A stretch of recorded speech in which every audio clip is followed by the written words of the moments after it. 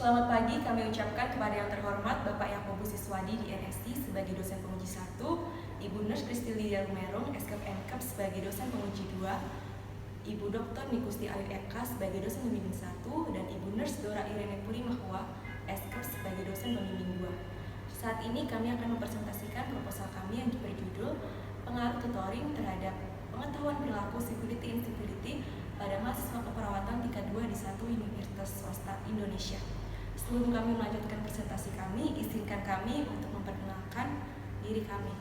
Perkenalkan, nama saya Fedora Purnatalia dengan NPM 015011900034 dan dua rekan saya, Steven Ista Arnolus dengan NPM 015011901007, Tasya Stefani Boruk Sumorangkir dengan NPM 015011900086. Adapun latar belakang yang digunakan peneliti dalam melakukan penelitian ini yaitu pada era perkembangan zaman saat ini atau era globalisasi, pendidikan karakter dan moral mulai terabaikan. Hal ini karena lingkungan keluarga, sekolah, dan masyarakat lebih menekankan penilaian tinggi dalam bidang akademis. Selanjutnya, penyatuan masyarakat secara global juga turut mempengaruhi pembentukan sikap dan perilaku individu ataupun kelompok dalam lingkungan pendidikan. Perilaku tersebut dapat berupa perilaku civility dan incivility. Perilaku incivility merupakan bentuk perilaku tidak menghargai orang lain, enggan bersosialisasi, dan sikap tubuh yang sarkastik. Perilaku incivility pada lingkungan pendidikan, khususnya keperawatan, tidak hanya berdampak pada proses pembelajaran, namun dapat terbawa hingga pada lingkup pekerjaan, meliputi penurunan jumlah para profesional, peningkatan kesalahan tindakan, dan penurunan tingkat keselamatan pasien. Berdasarkan beberapa penelitian sebelumnya, telah dilakukan intervensi terkait manajemen perilaku incivility dalam bidang akademik keperawatan, meliputi diskusi kelompok, pembuatan grup jurnal, dan pembelajaran berbasis masalah. Namun saat ini, peneliti akan menggunakan metode tutoring sebagai manajemen perilaku incivility, karena sepengetahuan peneliti berdasarkan pencarian data sampai saat ini, belum ada penelitian yang menggunakan metode tutoring sebagai manajemen perilaku incivility. Menurut Marianesi dan Hidayati tahun 2018, salah satu kelebihan dari tutoring yaitu tutoring dapat dilakukan oleh teman sebaya, sehingga peserta akan lebih dapat memahami bahasa yang disampaikan oleh teman sebaya. Selanjutnya, kegiatan tutoring ini dapat dilakukan secara offline maupun online. Mengingat situasi yang masih terbatas dalam melakukan pertemuan tatap muka, sehingga tutoring online untuk saat ini efektif dilakukan.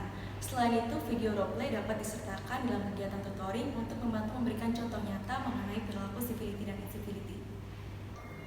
Penelitian sebelumnya oleh Taholending, Eka, dan Pugojo pada tahun 2021 melakukan intervensi pendidikan yang keseluruhan dilakukan secara online karena situasi pandemi COVID-19.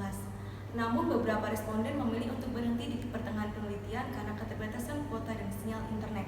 Hal ini mungkin dapat diatasi dengan durasi intervensi yang lebih singkat.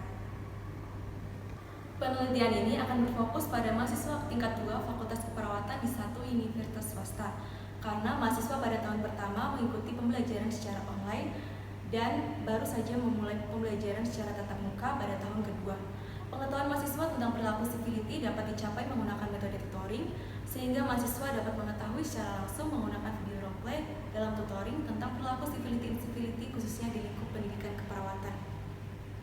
Dan berikut merupakan tujuan dan manfaat penelitian yang dilakukan oleh peneliti.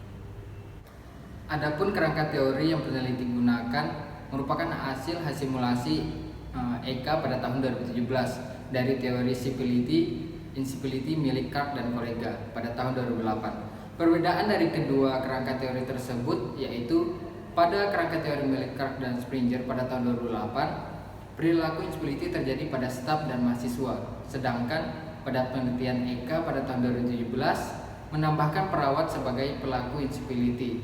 Pada kerangka teori milik EKA tahun 2017 dijelaskan bahwa kontributor perilaku incivility seperti karakter individu dan latar belakang budaya. Kemudian ditambahkan pula strategi untuk mengatasi perilaku incivility tersebut seperti komunikasi efektif dan kesadaran diri. Selanjutnya, pada kerangka teori milik EKA pada tahun 2017, apabila konflik diatasi dengan baik, maka akan mengarah ke kanan atau culture of civility, dan apabila tidak diatasi dengan baik, maka akan mengarah ke kiri atau culture of incivility. Kemudian pada kerangka konseptual penelitian ini bertujuan untuk meningkatkan pengetahuan perilaku incivility. Sebelumnya telah banyak intervensi yang dilakukan, namun saat ini peneliti akan melakukan penelitian dalam lingkup kecil mencakup mahasiswa dengan teman sekelas, menggunakan metode tutoring. Tutoring merupakan intervensi yang dilakukan oleh teman sebaya. Metode ini digunakan untuk melihat apakah ada perbedaan tingkat efektivitas intervensi oleh teman sebaya dengan intervensi sebelumnya, sehingga menghasilkan intervensi yang baru.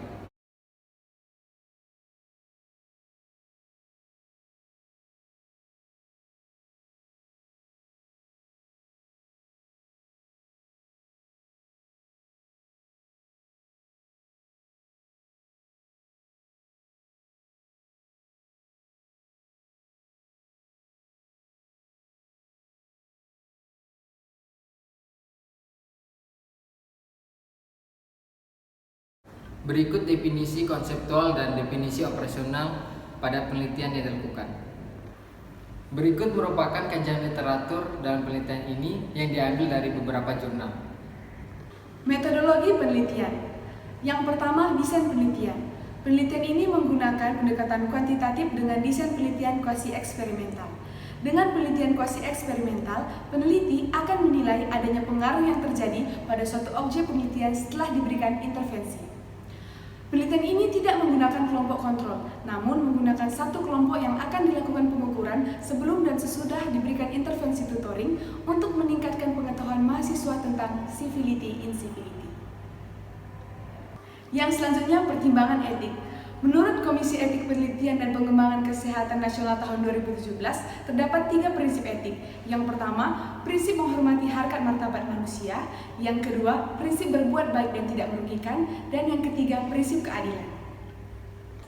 Adapun populasi yang digunakan dalam penelitian ini ialah mahasiswa keperawatan tingkat 2 di satu universitas swasta dengan jumlah 233 mahasiswa. Pengambilan sampel dilakukan berdasarkan kriteria inklusi dan eksklusi. Adapun kriteria inklusi yang ditetapkan yang pertama, mahasiswa tingkat 2 Fakultas Keperawatan swasta, yang kedua mahasiswa yang bersedia menjadi responden penelitian. Yang selanjutnya yaitu kriteria eksklusi yang ditetapkan pertama yaitu mahasiswa yang menolak menjadi responden penelitian dan mahasiswa yang menjalani pemulangan akademik. Besar sampel yang diambil dalam penelitian menggunakan perhitungan dengan rumus Lopin dan didapatkan hasilnya 161 responden yang telah ditambahkan dengan antisipasi 10%. Setelah besar sampel didapatkan, maka akan dilanjutkan dengan teknik clustering random sampling.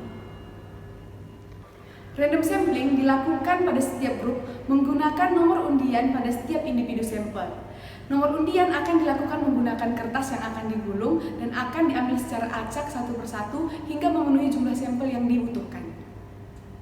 Pada instrumen penelitian, penelitian menggunakan kuesioner Clark Civility Index for Student tahun 2017 yang dikembangkan oleh Cynthia Clark dengan 20 unit pertanyaan berbasis bukti untuk menilai tingkat civility incivility pada diri sendiri dan teman sekelas dalam lingkungan pembelajaran. Kuesioner telah dilakukan uji VR dan pernah dilakukan dalam penelitian Adapun instrumen yang digunakan dalam penelitian ini ialah menggunakan kuesioner Clark Civility Index for Student tahun 2017 yang dikembangkan oleh Cynthia Clark dengan 20 unit pertanyaan berbasis bukti untuk menilai civility incivility pada diri sendiri dan teman sekelas pada lingkungan pembelajaran. Kuesioner telah dilakukan uji VR dan pernah digunakan dalam penelitian Tahu Landing, Eka dan Purbojo tahun 2021.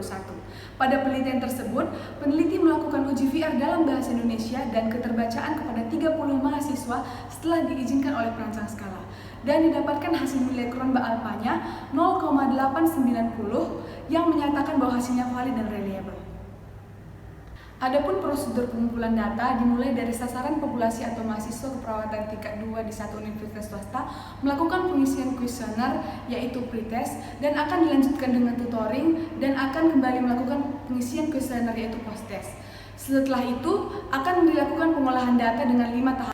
Pada analisis data, penelitian menggunakan uji Wilcoxon karena skala pengukuran ordinal dan kelompok terdiri dari 2 kelompok berpasangan yaitu pre dan posttest. Untuk keterbatasan penelitian memiliki potensi dalam menjamin validitas internal dan eksternal. Oleh sebab itu, peneliti meningkatkan validitas internal eksternal melalui memastikan perencanaan penelitian dengan teliti, memiliki strategi yang baik dalam pengumpulan data dan analisis data, memastikan ukuran sampel yang sesuai, serta memastikan populasi sesuai dan intervensi yang digunakan layak untuk diterapkan. Demikianlah isi presentasi kami. Terima kasih.